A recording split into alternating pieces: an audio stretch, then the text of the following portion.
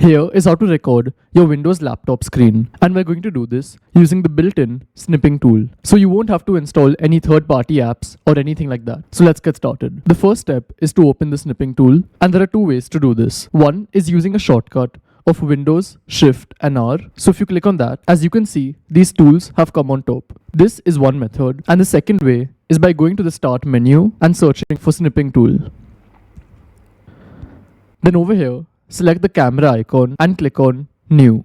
And as you can see, we've gotten the same tools. Then the next step is to select what part of the screen you want to record. So if you want to record your entire screen, you can just select the entire part, or else if you only want a certain part, as you can see, you can just change it like this. Once it's selected, you have some options on top. The first option is if you want to record audio through your mic. So currently you can see that it's muted, but to unmute, just click on this. And over here, just select your mic and then click on mute again to unmute. As you can see, now we're unmuted. And the second option is your computer audio. So if you want to mute it, just click on it and now it's muted. And to unmute, again click on it.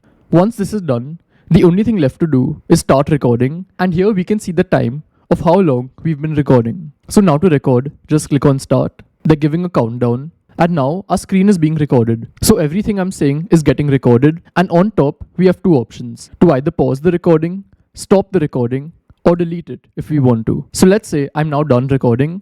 I'll just click on stop.